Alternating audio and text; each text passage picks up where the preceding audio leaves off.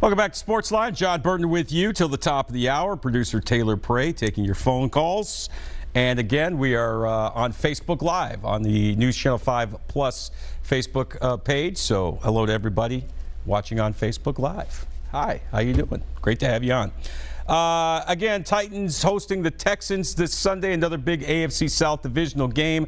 Titans will look to stay as the top dog in the AFC South division and avenge an earlier loss, 57-14, in fact, to the Texans Week 4 down in Houston. Of course, a lot has changed for the Texans and the Titans since then. Tons of injuries for the Texans. Tom Savage now a quarterback in place of the injured Deshaun Watson. We know J.J. Watt's out. We know Whitney Merciless is out.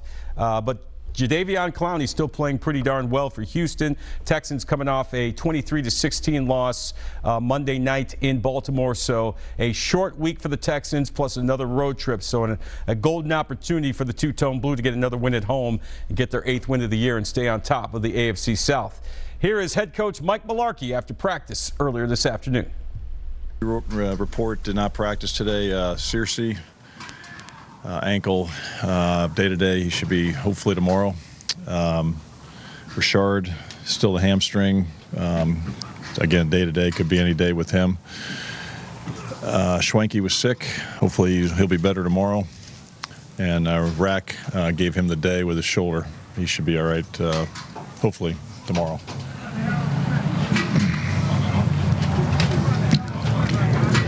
Seeing a little bit of improvement from Richard, just monitoring him at this point. Just monitor him. Be going to be smart with him. Yeah. How does that change a quarterback for them? Change their offense, just what they're running. It's similar. They were a little more very balanced offense. I mean, very balanced. Like they're almost looking at their numbers prior to the injury. Now it's a little more pass heavy, 60-40 pass. So that's the only thing I see different with it. They do a good job of getting Clowney into one-on-one matchups, and are there ways to avoid that, or how much you guys have to beat him solo? No, I think they do a good job with him. He's going to be all over the place, especially in sub situations and third downs, and everybody's going to get a chance to block him. I mean, I said that this morning. You can't rely on him being in one place or another, and that's that's the advantage to them. And we got to block him. So. How good has he been in this last stretch here of 4 or 5 games? Very, very disruptive.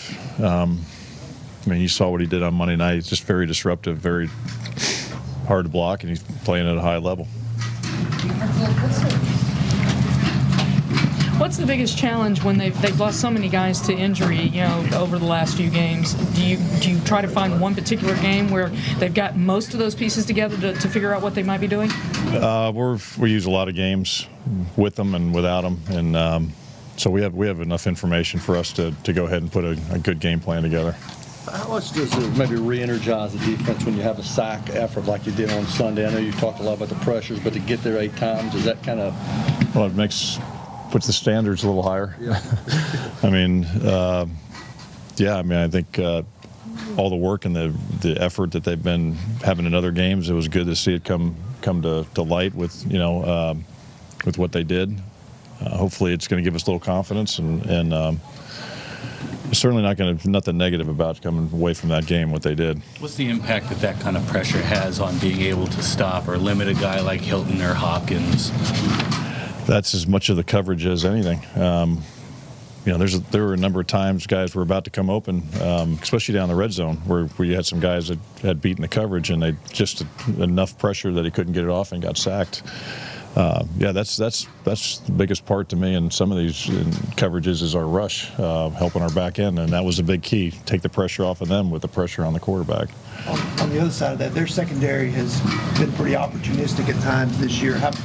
How much is the disruption up front played a part in that, and how well those guys played back there? Has a lot to do with it. I think since we've played them, they've had 108 pressures on the quarterback, 18 sacks, and 10 picks, and that's without some of their best players. I mean, they're a good defense. They're just very sound, very well coached, and when the opportunities are there, they've made the most of them. Like obviously things didn't go well the first time you played these guys. You go in this week at all saying we owe these guys something, or is it just next game up? Next game up. You know, it is. It's next game up. That game, just like this past game, is over. Nothing we can do about it. So this is the next game we got to win in order to accomplish what we want to accomplish this year. Hopkins is one of the more physical receivers in the league. Is that something you can talk with the officials before the game, or do you just tell Logan and Dory, you guys just got to hang tough? No, we know. I mean, who we have out here playing them. We're trying to simulate it as much as possible, the physical part of it, and get as much of a good look in practice as we can. And plus, we've played them. These guys know him well enough. It's a physical matchup. The one thing he does, he presents problems. I think they've got the most pass interference calls against them in the league, and they've got the second most holding calls in the league against the opponents against him. So it's a tough challenge covering him. Opposite Hopkins, Will Fuller, another guy's kind of giving you guys a little trouble, but he's banged up. How do you prepare with whether he's going to play and how much he changes what they do? Nothing will change. We got to cover whoever's out there. That won't change.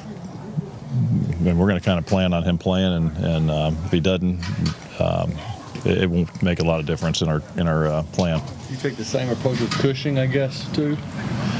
Yeah, I mean, there's nothing we're going to change. You know, we don't know if he is or he isn't. We're going to go with what we've put together, and whether he's in there or not, we got to block him. How's their offensive line looked of late, especially left tackle, since they traded Dwayne Brown? They're doing a good job of you know, they're the 12th in the league on offense. They're doing a good job. They're running the ball. They're 6th in the league rushing the football. They're all next man up kind of mentality. They're doing a good job with it, and they've always have. Mike, very rarely do you get to watch the team over the broadcast game. Were you able to watch a game on Monday Night Football? I had it on. I mean, we work Monday nights. We're getting ready with a plan. You just watch it, what you can see from the naked eye, and then you'll get that game. Watch it first thing Monday or Tuesday morning again, and just to kind of confirm what they're already doing, see if there's anything we need to change. But to sit down on the couch and with a beer, and no, that was not part of it.